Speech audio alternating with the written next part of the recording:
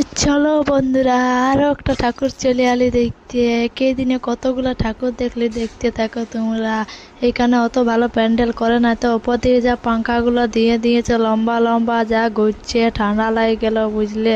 তো আর দেখো এখানে ঠাকুরটা কত দূরে আছে, তো আমি চলে চলে যাচ্ছি, থকিয়ে যাচ্ছি বুঝলে। তো পৌঁছে গেলে আর দেখো এত সুন্দর সাইডে দোকান বানাচ্ছে, বিক্রি আছে বুঝলে। আর আমাদের হয়ে গেল দেখা এখানটায় পুরা। দেখো রাস্তাগুলো পুরা সাজান দিয়েছে। প্রথমবার টাটা দেখতে আলি না, সেই জন্য মানে দমে ফুর্তি লাগছে, কারণ আমি কোনোদিনও ভাবছিলি না যে বছর টাটা দেখতে আসি।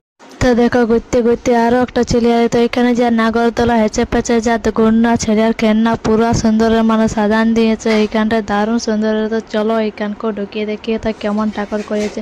এখানে প্যান্ডেলটা দারুণ সুন্দর। তো আমি ঘোরায় চলে যাচ্ছি আগে আগে, আর পেছনে আমার বড় ক্যামেরা ঘুরায় যাচ্ছে বুঝলে। তো ঢুকেই গেলি। তো দেখো এখানে ঠাকুরটা সবাই কিন্তু প্রণাম করবে বুঝলে, আমিও প্রণাম করেছি। দেখো ভিতরটা দারুণ সুন্দর সাজান দিয়েছে, কোনোটা কমতি বলা যাবে না বুঝলে।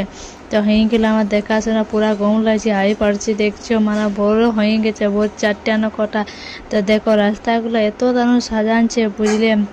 তো আমি কটার সময় যাইছিলি, আরও একটা ঠাকুর দেখ চলে আলি। এবারে হলো কটা, এবারে নিয়ে হলো 5টা ঠাকুর দেখা বুঝলে।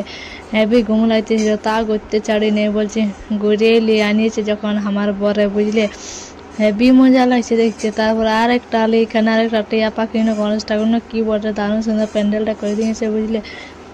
তো ওই দিকটা কি মন্দির আছে ওগুলো পুরো সাজান নিয়েছে। টাটায় কিন্তু দারুণ ঠাকুর করেছে বন্ধুরা বুঝলে। আর দেখো ঘর পৌঁছে গেলি, জানো একবার ছোট সময় এসেছিলি টাটা দেখ।